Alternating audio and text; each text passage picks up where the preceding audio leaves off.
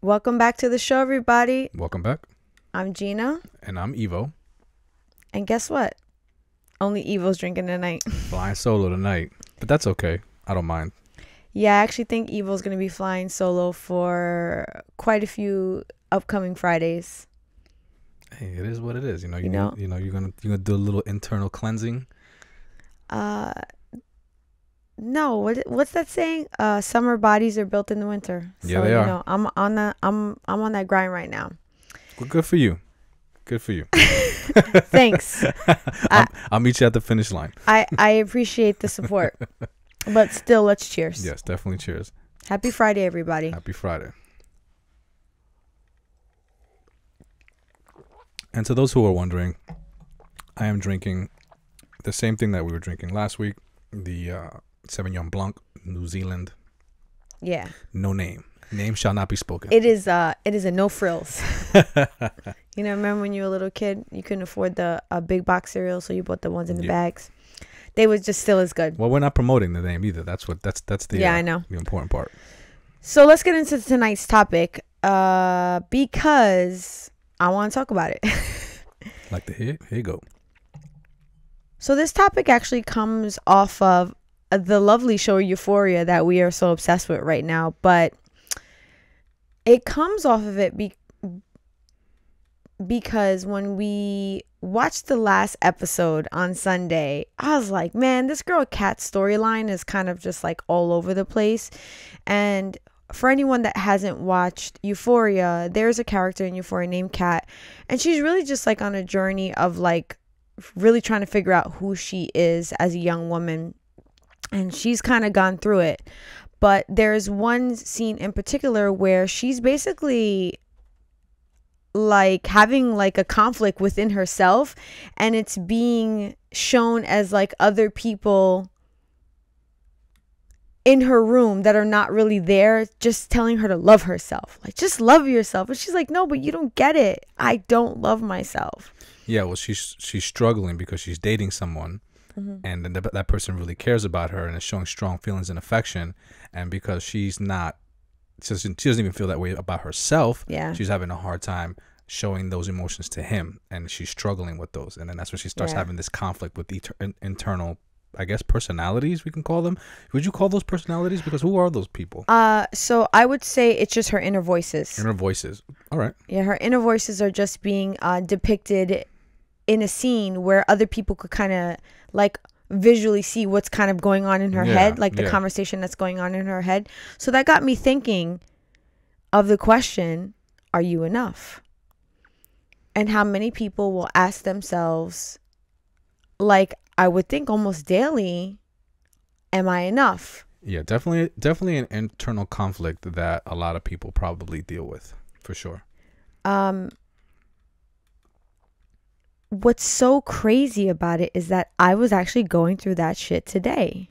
Really? Yeah, so I would say that I've been very consistent when it comes to like how much I work out and how much I focus on fitness, but over the last holiday season and we went on vacation, I kind of just let loose a little bit more than I usually do, and I'm definitely paying the price for that now. And I was kind of just like looking at myself today after I finished working out. I was like, man, I'm not really happy with the way that I look. And then I had to remind myself that I'm not doing what I'm doing, which is living a healthier lifestyle, being more fit, to look better.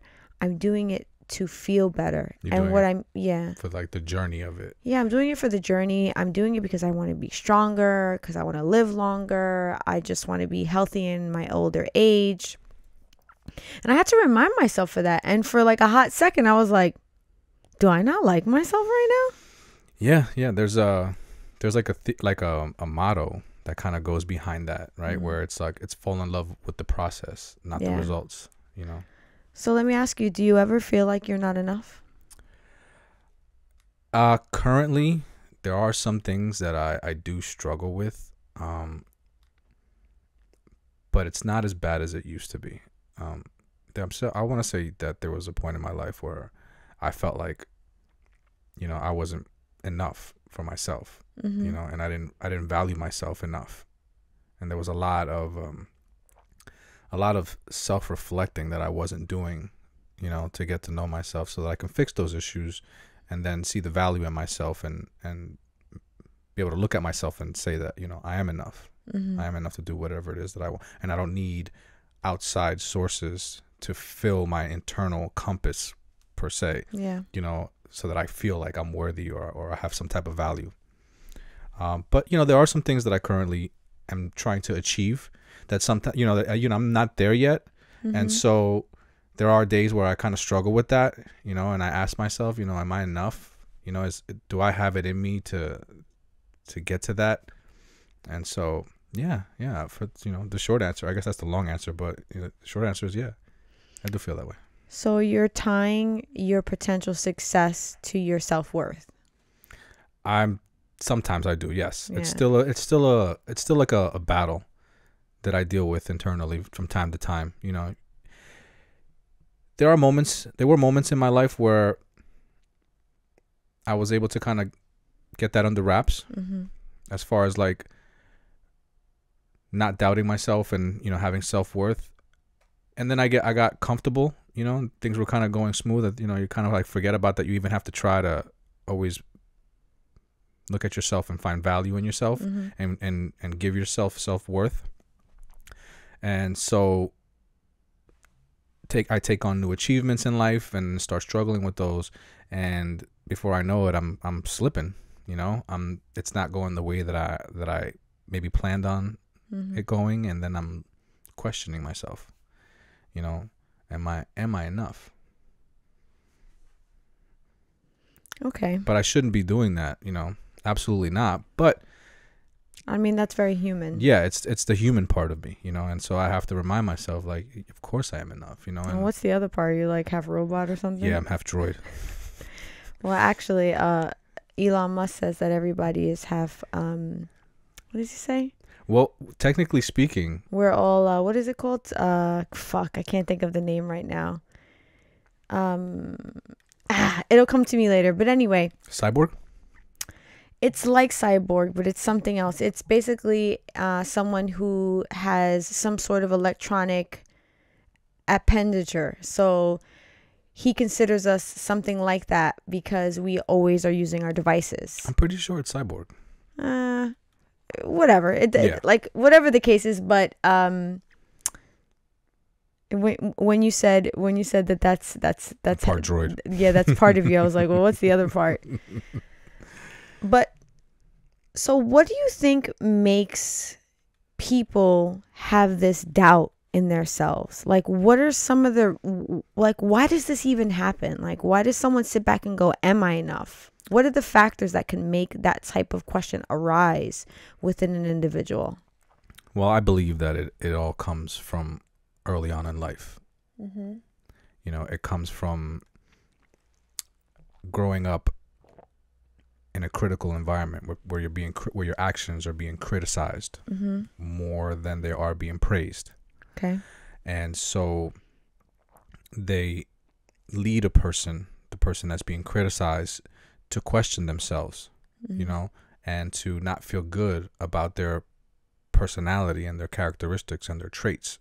And so when they look in the mirror, that's what they see. They see the negativity that's been injected into them by the people around them that they look up to. I feel like that's something that is started at a young age, and then it grows with a person as they get older. Yeah. So do you feel like that's like the primary factor? Yeah, I mean, I feel like that's where it starts. Okay. I mean, what do you think? Personally, I think right now the biggest factor is social media. That's how it starts? I'm not saying that's how it starts, but I feel like one of the in this current time, one of the primary reasons why people in today's world will question their self-worth and like lack self-esteem is because of social media. Yeah, well, that'll happen when I mean on the smallest scale, if you compare yourself to someone else, you're going to start questioning yourself. Are you doing enough? So that is like what I'm getting at. Could you imagine what it's like for people that were born into social media. And what I mean by that is like our two youngest children basically grew up or are currently growing up with social media as part of their everyday life. So on a constant basis, they're seeing other people's lives that they may or may not know that tend to look miraculous. Because the way that I see it is many people on social media only portray the best aspects of their life.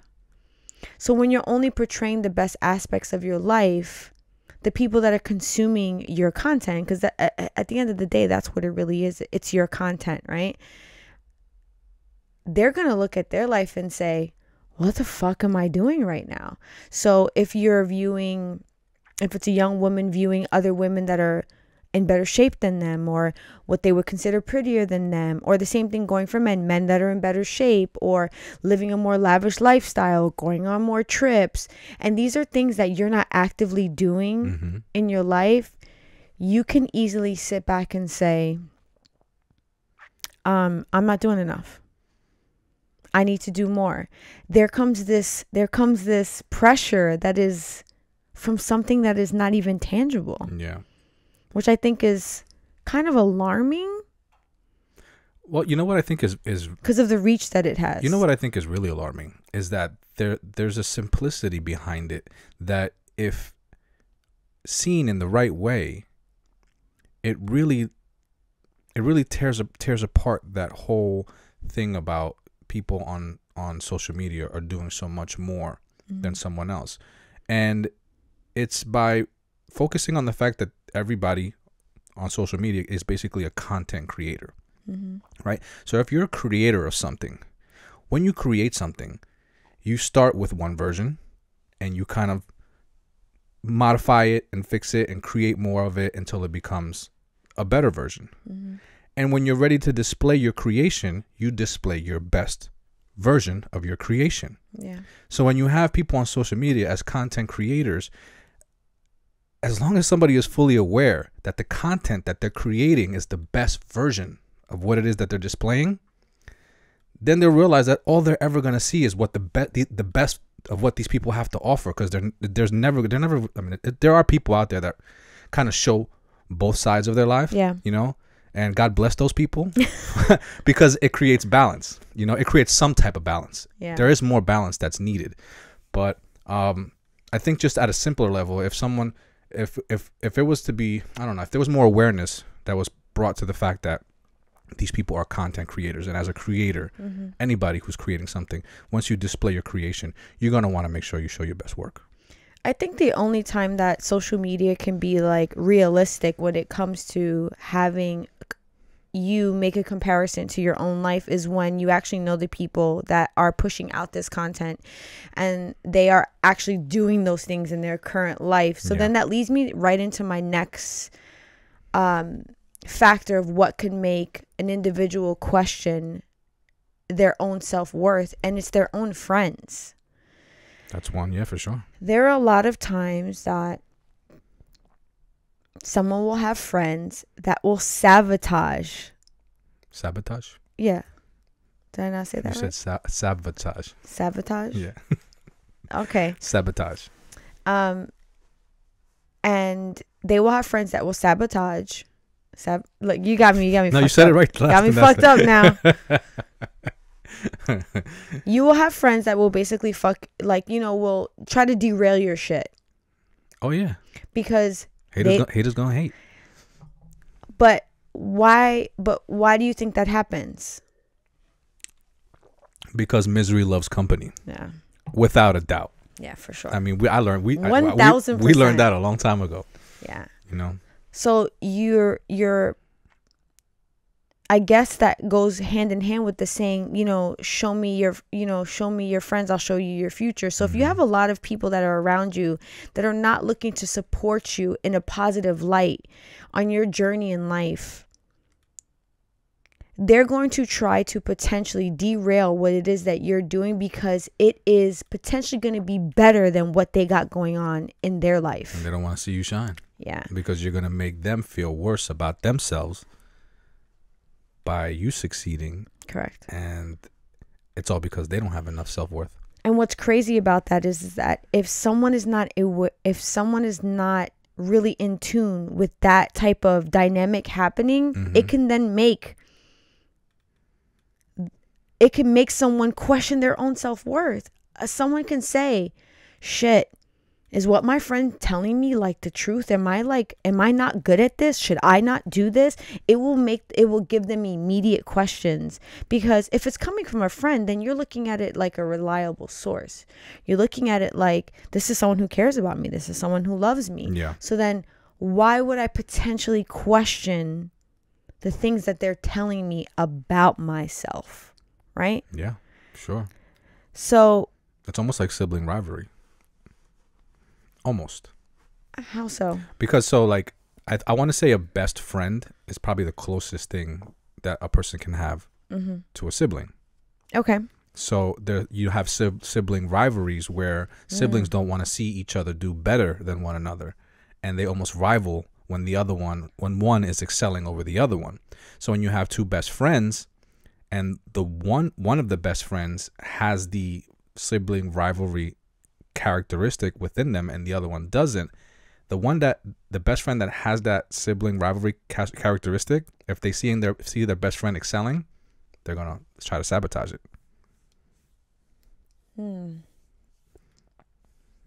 Okay. Because I was a little confused as to what you meant by that, because for some reason I think of sibling rivalry a little bit different, but I understand your connection to that. It's just as you're friend. Explaining this, it just kind of sounds like that to me.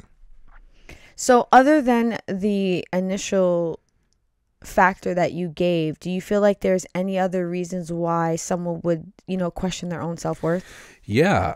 So in school, if someone's teachers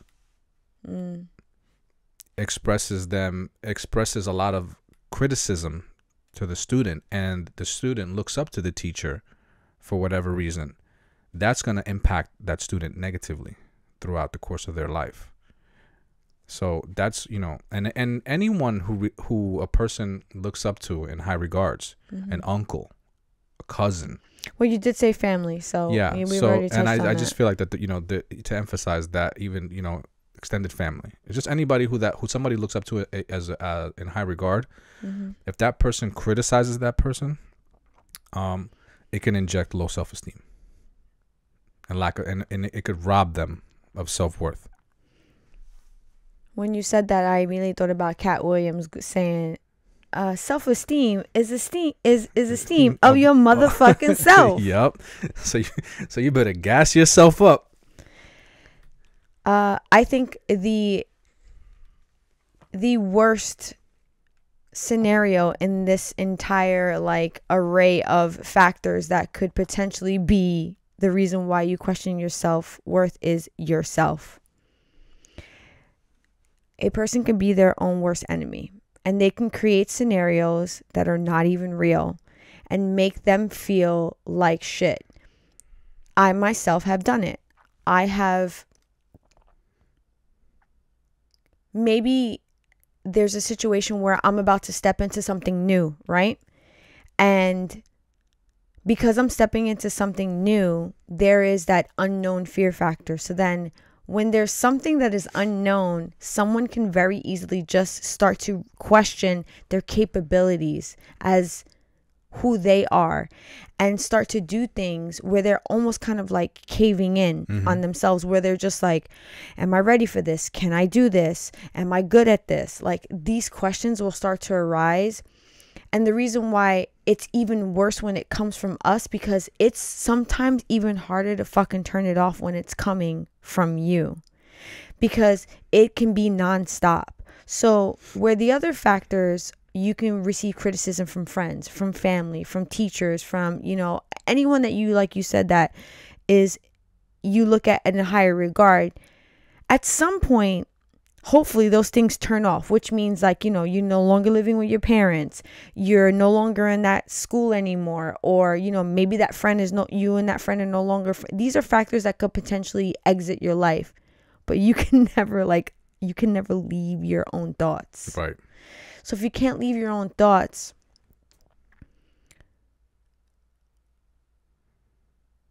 I wonder, like, what are ways that you can remove yourself from these type of thoughts and this type of mindset?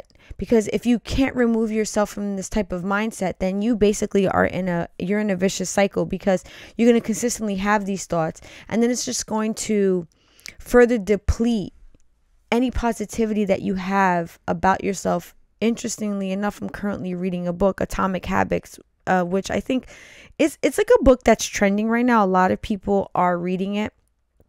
And in the book, it talks about every day trying to do 1% better. And if you do that throughout the course of a year, over the course of a year, you can be up to 37% better. But if every day you do 1% worse, you go down straight to zero. Yes, that's the power of compounding. Yes, compounding interest. Yes, which, of course, Eva would know this. Well, I mean, listen, that's that's the beautiful, wonderful thing of math. But like, one way to get out of that is by not comparing yourself to other people. Which someone who has self-worth issues typically will do. I love when you say things like that, because you like to say it like so matter. You're like, yeah, just don't compare yourself to people. How do you not compare yourself to other people? Tell me exactly how you would go about not doing that. Like, what actual action is it that you would implement in order to stop yourself from doing that? Because I honestly feel like that is 1000% a human impulse. Yeah. So the way you stop doing that is not to focus on the results and focus on the journey. So, because when you look at someone else and you're comparing yourself to that person, what you're seeing is the results of what that person is showing. Correct. Okay. But you're not realizing that that person has a journey that they went through and a process that they went through to get to those results. I should said eject. It's because of my headphones. Yes. So focusing on the process, building something within yourself, and letting the results speak for themselves is usually the best way to go about it. And I'd like to say that that's something that I apply in my business. Yeah. Like, give me an example. So for example, in my detailing business, the result is to deliver a magnificent product, something that's brand new, something that has been brought to beyond, brand new quality. But without knowing the process, you can never get to that result. Without falling in love with the actual process and what it takes to get there, the result is just a byproduct of the process. You have to master the process, and the result just happens on its own. It's like, and so when someone is comparing their lives to someone else, they're so hyper focused on the results that it's robbing them from the ability to build the process from within. Yeah. And so definitely not comparing yourself to other people is a big help in that regard. I'm just glad that you were able to give like the stepping stones of how you can stop yourself from comparing who you are to someone that you may not even fucking know. Yeah. And that's why I initially started by saying that I thought social media was one of the biggest factors, because you will find many times in my girl groups, we'll send each other pictures of other girls that we don't even know. And we'll be like, yo, she's goals. Have no fucking clue how she got to where she is. There's nothing wrong with having goals. No, there's nothing wrong with that. But when you are placing your goal based on what someone else may have, which is either their looks or like type of car that they have, you're fooling yourself into something Because if you, like you said, don't understand the process, or you don't know what it took to get there, then you're going to become so frustrated when you don't get what it is that that person has. And the best way I can think about that is, and we've talked about this on our previous shows, when people used to say to you and I, they wish that they had what you and I had as far as relationship wise. And I always used to laugh at that fucking statement, because if only people knew the beginnings of our relationship and the process and the journey that we are still currently going through. But like in the beginning, I think people would be fucking bewildered if they knew. Yeah. And to be honest, I think a lot of girls, if I told them the things that I did with you and for you, they'd have been like, you still with him? And vice versa. Yeah. I feel like if you told guys or girls too, because, you know, there's like a weird dynamic when it comes to like the way girls like they go hard for guys.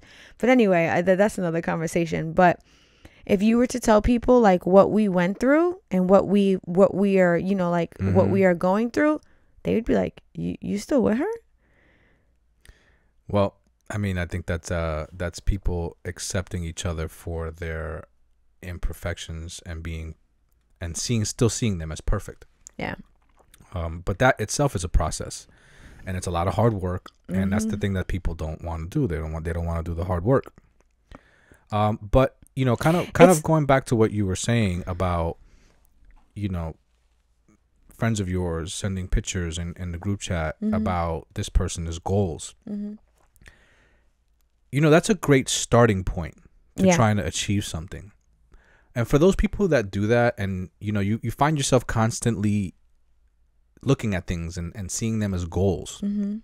These are key indications that you should be the next step you should be taking is investing in yourself to try to get yourself as close as you can to the source of that person that is producing that goal end product, and finding out what the process is. Okay, invest in yourself. Even if you have to spend a little bit of money and spending it on yourself to get yourself closer to that person. In what way? I don't know. So in some cases, right? You're I don't know what you're thinking right now, but that's not No, I'm finished, and I'll tell you what I'm thinking. That's not what I was looking for. I'm saying, like, so for example, if you're looking at someone on social media and they are living a lifestyle that you would like to live, or you see it as a goal. For example, there are selling millions of dollars on Amazon, and you want to be an Amazon seller, or you want to be in real estate.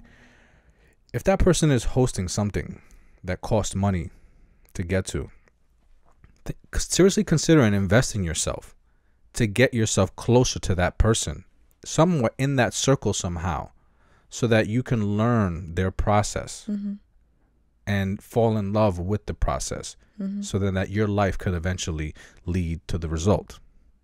If you're standing from afar and is that all you know, and all your actions just end in goals, then then that's like just being a dreamer. Yeah. You know, without taking actions. The reason why I was smiling is because I somewhat agree and I somewhat disagree with what you said. Of course you do. I agree with what you said completely. I just think that there's a step prior to that, to the step that you just recommended. Oh, okay. What's that? Well, first off, when you were speaking, one of the reasons why I was smirking is because when you said that, I immediately thought about that time that you bought that literature from fucking Ty Lopez. I bought a lot of stuff that it didn't work out. So that's the part of the statement that I totally disagree with, because he was someone that you looked at and you said, this is something that I potentially want to aspire to be like. I'm going to be an entrepreneur that is having multiple streams of income and so on and so forth. So you went ahead and you purchased this man's, you know, whatever, this literature, this package. He had some program that he put together. Some program. And I bought it. And I remember looking at that program and thinking, this is a bunch of bullshit. It was a bunch of bullshit. However, Well, you know what? I don't want to say it was a bunch of bullshit. It just didn't work for me. Okay. I would like to think, Yeah. and I this is just me being hopeful that it did work for someone somewhere out there. So let me explain to you why I said that I agree and I disagree with your statement, because I think that there's a like I said, there's a step that goes before what it is that you did. I think you had great intention when you went to purchase that program, because you were looking at his end result, right? And you knew that that's something that you had an aspiration for, yes. Right? And now, hold on. There was his process that I struggled with. But I'm going to tell you why you struggled with his process, because his process does not go concurrent with your identity as a person. Absolutely. You did not reflect on your own identity as Evo to say, I can take on his process and receive that same reward that Tai Lopez has, because the type of work that needed to go into based on the way that he said it would come to fruition, that doesn't work for you. Listen, let's just be clear about it. Tai Lopez, he's an avid reader. He's this like hardcore reader, and a lot of his success he's attained to reading a lot of books about a lot of successful people, and those have helped him tremendously. I've always had a deep desire to want to be an avid reader, but I'm not an avid reader, and I still strive to attain that. But at that moment when I bought that, it just took a lot of reading, and I wasn't there yet, so I failed at that. You know, and I'm well aware of myself enough to know that that's what happened. Yeah. So like I said, I would like to think that for someone who is an avid reader, that the program did work for them. Yeah, I would think, but it just wasn't for me. Yeah, it wasn't for you because, like I said, it didn't work for your identity. No, not at that time. If someone is looking, still working on that though. Yeah, I know, which I'm, but it's because you're more self-aware now. Yeah. So if you're going to look at someone's end result and want that as a goal for yourself, the first part of that process should be for you to just say to yourself, the process that this maybe fitness person or this entrepreneur took to get that, does that work with my own self-identity? And if it does not, then you better you have to figure out what will work for you, because if you try to apply it, more than likely it's like trying to put like a square in a round hole. It's just not going to fit, and then it can then further plunge you into lacking self-worth, because you're going to think you just can't do something when you're not identifying maybe like what type of learner you are, what type of listening you are. Like these things just may not work for you. Yeah, that was part of my journey. So like I would like to think that I call what happened to me the Michael Jordan effect, right? And this is my own conclusion. Like this is not something that I can say that I read somewhere and I'm applying it to my life. I just know that Michael Jordan failed at a lot of attempts to his success. Failed like excessively, and it was through his failure that he perfected his craft. That was part of my journey. I attempted something without really knowing myself and found that I wasn't able to apply myself because I wasn't conditioned for what it took to get through to that. And I learned something about myself in that process. So I just see that as one of my failures that allowed me to get to know myself better. That's interesting that you say that, because I have some notes here that talk about how something like that can affect you like long term. And I have literally written here, it says, the small moments in your life that potentially can chip away at your self-worth. And then what happens is that you don't rebound emotionally from it, and you don't realize that you are enough, but you just tend to look at it as like you're not adequate. And then those small moments, they start to build, and then that becomes like this fucking clusterfuck. Yeah, it just becomes like a mass of lack of self-worth within who you are. Yeah, it's like a ball of just fucking negative cess just feeding on itself and growing on itself and just becoming bigger and bigger. Yeah. And you are the disruptor, but you have to fucking break that shit apart. Which is why I was saying that when we were talking about like what are some of the ways that a person can lack self-worth and you being your own worst enemy. This is what I'm talking about. Like these conversations that are happening inside that you can't get away from this shit sometimes. So you have to find ways to learn how to turn shit off when it's for you. And I have some recommendations, but before we get into that, there was something that I thought about where when it comes to how someone can, because like okay, let me put it like this. So I was thinking about when, you know, we talked about friends, we talked about family, we talked about yourself, we talked about teachers, we talked about like people that are like potentially very influential, including yourself, right?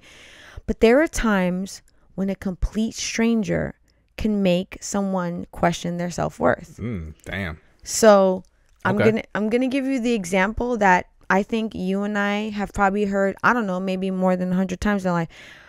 How many times have you gone to a party or a networking event or, you know, like some sort of gathering where there's people there that you've never met, and you know, you're in a situation where maybe a conversation strikes up.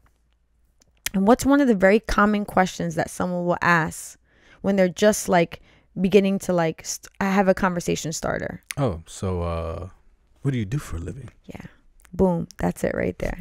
That question right there can immediately, I just feel like that can push someone into the sunken place.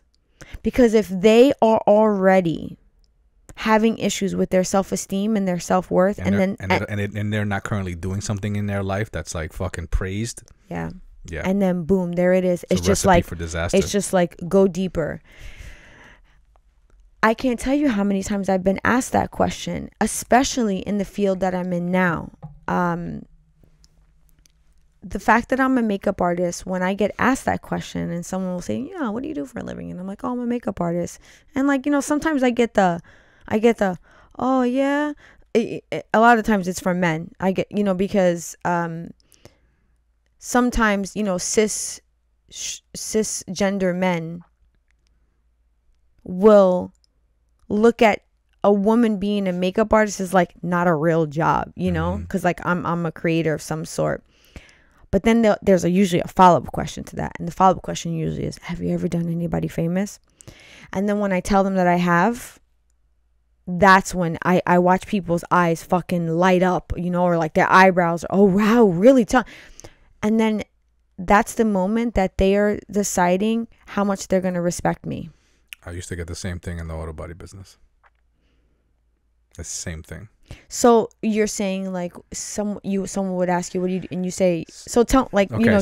So basically what you're telling me is that when you speak to someone and you tell them what you do, your profession, it only became valuable once they found out that you worked on high-end clients. Yeah, correct. So when I used to own an auto body shop, if I was speaking to someone, especially someone in the industry, and they found out that I owned an auto body shop, unless I was working on high-end cars, there wasn't a lot of respect that was given. Oh, they're like, you're fucking fixing Kias, buddy? Yeah. You're a fucking nobody. Yeah, because it takes a type of skill and craft, you know, and certification to be able to work on a high-end vehicle. You know, some of these vehicles, you have to be certified by the manufacturer to even touch their car. Yeah. So it just takes this this level of this skill level that not everybody has. Not everybody has. So if you just, you know, if you own a collision repair shop and you're just, you know, fixing everyday cars, and comparison and someone that owns a high-end repair shop is speaking to you, yeah, you kind of get looked down upon a bit, you know. So know exactly what you're talking about. You're like a little peon. Nah, I know exactly what you're talking about. You know, and thankfully we had a very large account, which was Zipcar at the time. Yeah. And that was my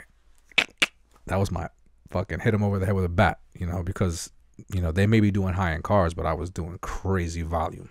Well, when I start to get asked that question a lot, I start to lie. I start to say crazy things. You know this about me. I tell people crazy shit all the time. Yeah. Because I don't really care what a lot of people think. I've finally come to that place in my life where I'm just like, what fucking difference does it make? Yeah. I love it when someone asks me that question, when I can tell that they're generally just interested in like what I'm about. But I can usually smell it from a mile away when someone's asking me that question, to know they want to gauge my social status. They want to know if I like if I'm a somebody, type shit. Yeah, listen, I totally understand. And so if you don't have something that, if you don't have a response that's valuable, and you're the type of person that is already struggling with self-worth, that can really like implode on you as a person, especially like if you're kind of like looking for approval within that social circle. Yeah, or if you're just looking for approval from society as a whole, like if you're not running directly straight on with what society considers success, and you're kind of doing your own thing, and then you go somewhere like, I don't know, maybe you're at a wedding or a function where everybody's just kind of like doing the the American dream type shit, and you're just like, I actually like live in the woods and I forage my own food. Like, when you do something that's very different, a lot of times you get the,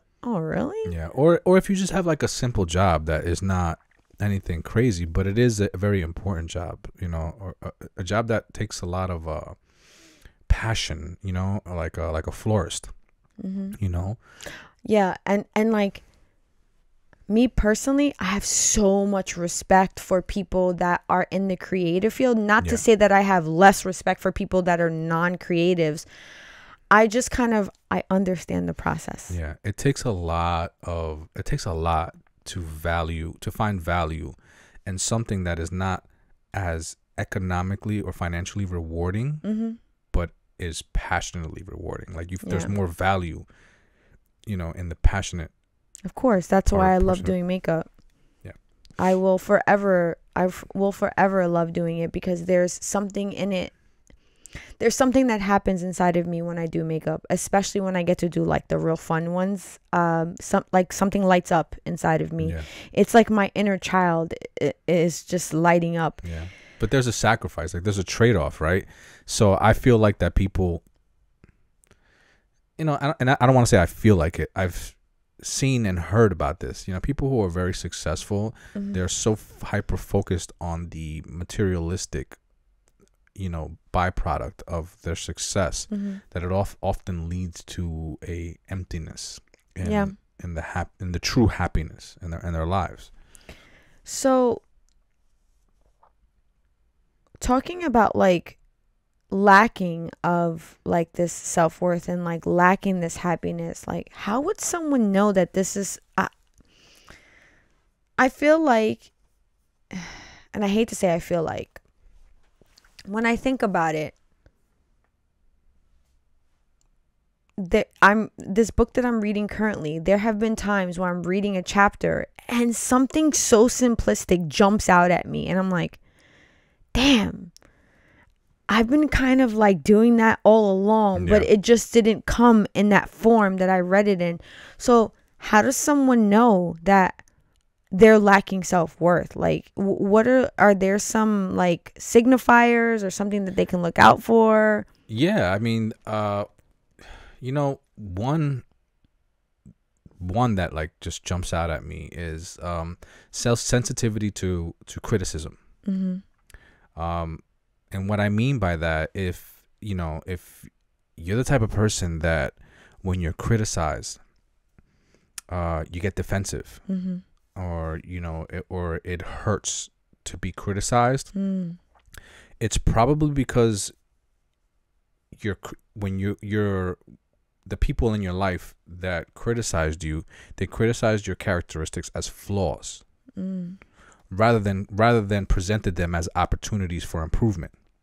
So if you're sensitive to criticism, it's because you see those characteristics that are being critiqued as flaws within yourself. Okay. And so it's important to recognize those, because those are perfect opportunities to take those quote unquote flaws that are being criticized and turn them around and turn them into positives, reinforce them. I'm the type of person, I learned a long time ago that I actually look for criticism. I like, if somebody's going to tell me that point out that I'm doing something wrong. And I'm not saying that, I'm perfect with this and it's like, 100%, because I do still have my flaws, and I do sometimes, I'm not quick to acknowledge a flaw that may be pointed out within myself. Oh, yeah. But shut up. But for the most part, when somebody is pointing something out about me, I give an open ear. I give an open ear because that's an excellent opportunity to get an outside perspective on something that I may not be seeing. I'm being made aware of something by a third eye. I obviously don't have eyes outside of my own skull. So if I have an outside pair of eyes telling me something about myself, I can only be doing myself a service if I just give it a bit of a listen. An unbiased listen, an unjudgmental listen, and then evaluate it on my own. But just for a moment, put my own personal feelings aside and just listen. Okay. And decide what I want to do with that information. Whether I want to reject it or I want to actually consider it and acknowledge it as valid. And then use that to improve something about myself that I may have been totally unaware of. Okay. And so I think that is that's a very telltale sign that if you're the type of person that anytime criticized, it's met with resistance. Yeah. It's met with defense. You're immediately opposing any suggestion about yourself that someone might be saying about you. You might want to consider giving it a listen. Would you say that is advice that should be given to to someone that's an adult? Because I feel like as a child that could potentially be like a slippery slope. Or like a teenager. I think that so I personally don't think that would be very effective on someone who's younger. I think that, and I mean like 17 and below. I think that's a good time to plant the seed. Okay, that makes sense. Excellent time. Because that's not something that I can say that I woke up one day and, I woke up like this. It's something that I developed over time. I'm going to be very honest. I accept criticism often, but I only accept criticism from people who have gone through a process themselves. I will not take criticism from, especially when they're trying to critique something that they themselves have no knowledge of. I disagree.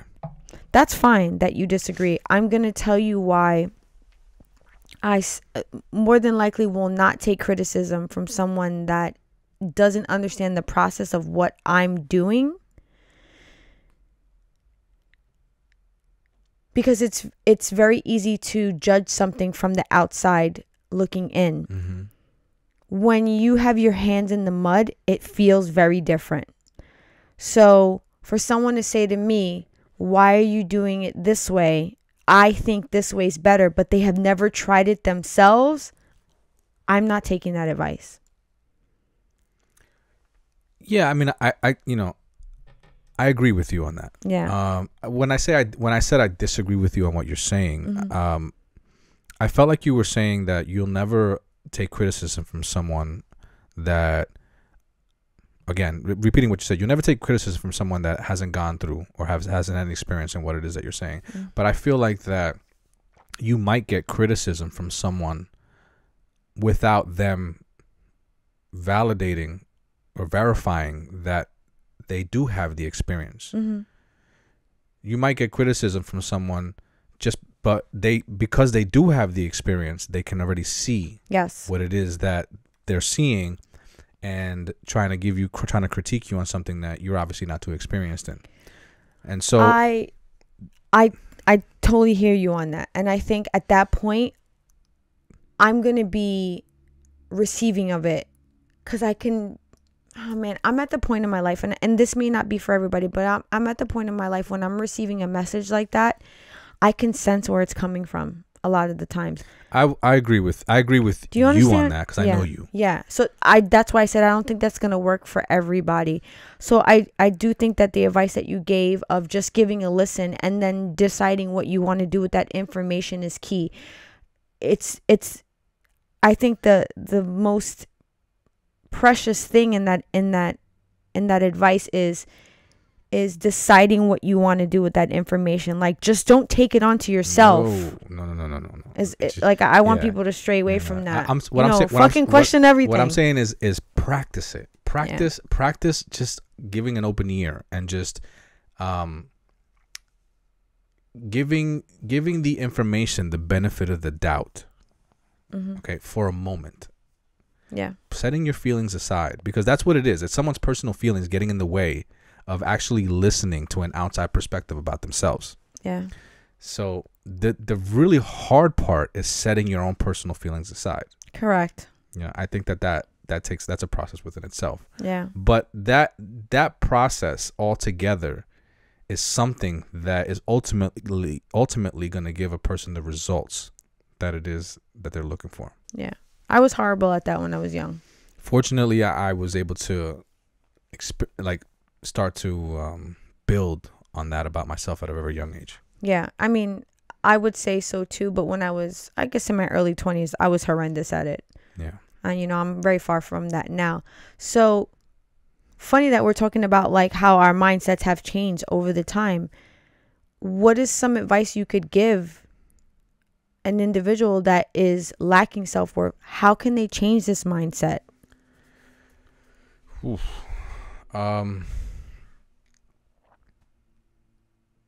So I feel that one way that they can change the mindset of looking at themselves in a way where they don't see themselves as less than, or they're not enough, is reflecting on past achievements in their lives. Okay. And when I say past achievements, I mean just things that they've accomplished. It doesn't have to be materialistic things. Just things that they've accomplished that they can look back on and be proud of themselves for. I think that's it's an easy way to tap into an injection of like a boost of self-esteem.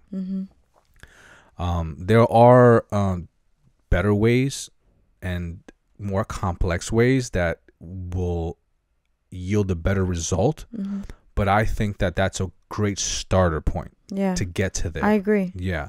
What do you think that might be something that would help like get someone there outside of what I'm saying? From my personal experience, you need to do what makes you happy, not what makes other people happy. Because if you're living your life and seeking approval of the people outside of yourself, you're constantly going to be questioning your self-worth. There were many times where I was in my career where I found myself doing things to climb the ladder, but I wasn't doing it because that's what Gina really wanted. And then that's when I would find myself in the positions where I was really questioning, am I good enough? Instead of me sitting back and going, why the fuck am I doing this? And what I think can help someone do that, which is, because I feel like, I like to say that sounds like very like, yeah, just do it, right? Just do what makes you happy, right? And not what makes other people happy. Sina, right? Yeah. My recommendation is to read the book that I read, which is The Subtle Art of Not Giving a Fuck. That book will empower you to literally hear certain things or see certain things and just go, I don't give a fuck about that. That's not important to me. That's that Neo move, that the Matrix, you gotta let that shit just slide by you. That book really helped me to understand how the way that other people function around me, how I can immediately deflect their feelings away from me and not allow it to affect me, and realize that the responsibility that lies on the way that other people function around me, it just is on them, not on me. And that really helped me just look at things in a light where I'm not going to let that affect me. I'm happy. Because there are a lot of times you will hear someone say, she or he got me angry, or he or she made me feel this way. And that can, again, tap into your how you feel about yourself. And that this book, The Subtle Art of Not Giving a Fuck by Mark Manson, it will help you, again, like it's a good stepping stone on how to live for you and not other people. Yeah. And I just, I just want to reiterate, anytime you see someone and they are living a lifestyle, or they possess something that you would love to obtain, please do not compare yourself and where you are in life to that person, because it'll only sabotage your emotions. Well, there's a quote that says, comparison is the thief of joy. Yes. Understand that at that moment, that is your key indicator. That is your bell.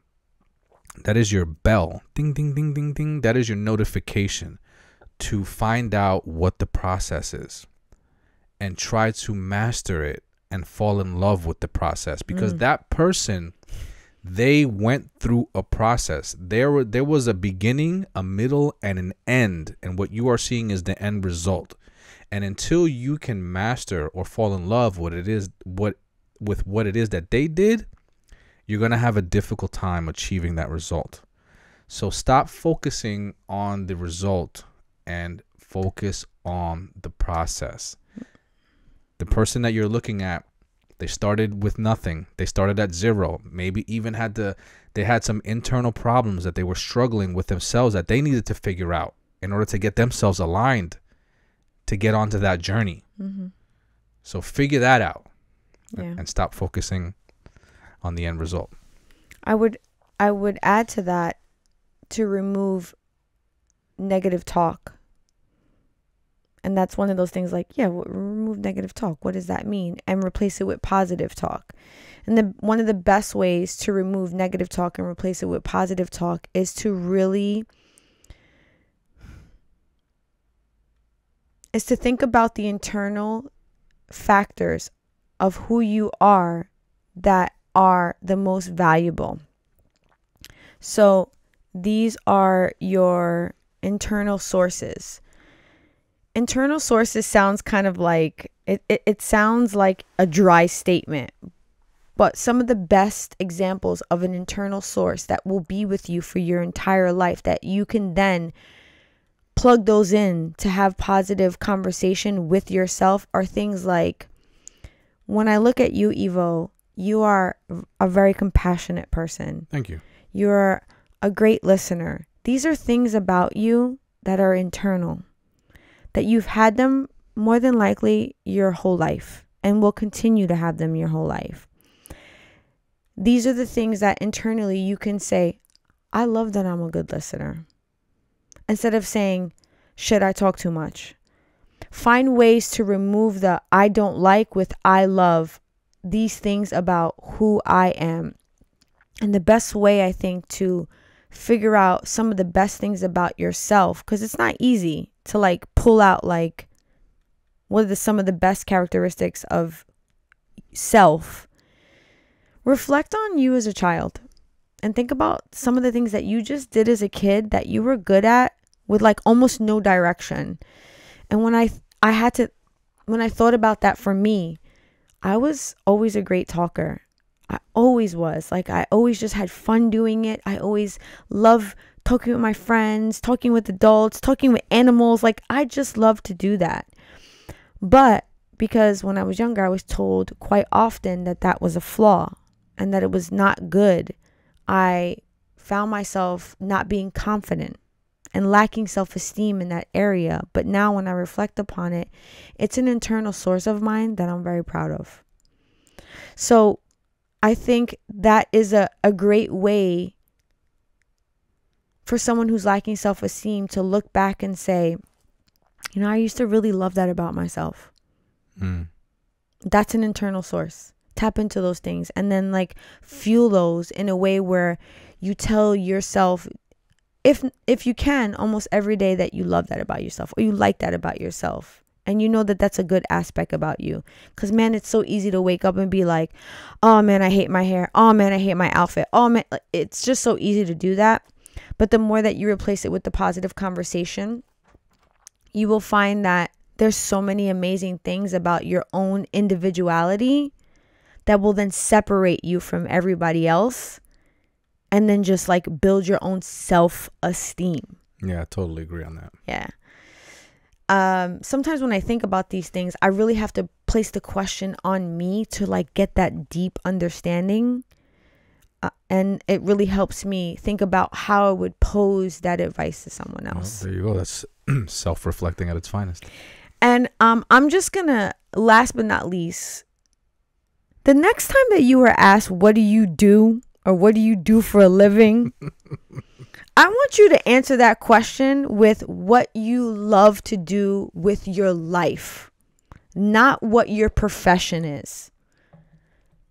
So, for example, if someone was to say to me, Gina, what do you do? I'm going to go, shit, I do a lot. I love to live. I like to control my stress. I like to seek peace. I love to live in harmony with my family and my friends. And I love to fucking have fun. That's the way that I'm going to answer that shit from now on. Now, if they want to ask me what I do for work, because me and Evo talked about this earlier, then maybe I'll tell you that I do makeup. Yeah, we definitely had a conflicting conversation about this. Yeah, but that's what we do. That's what we do. That's what we should talk. Yeah. So that actually brings us to the end of the show. I hope that some of the information that we gave you today will help anybody.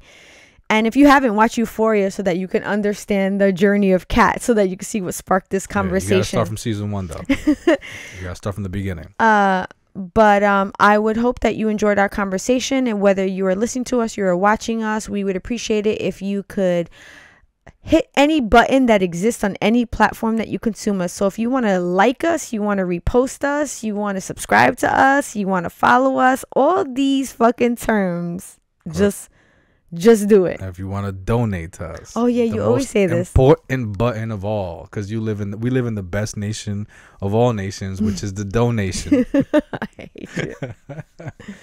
Please support us so that we can keep it going for all of you. Yeah, we enjoy being with you here every single Friday. Yes. Bringing you the topics that we feel are trending and are about relationships and everything that we feel is important.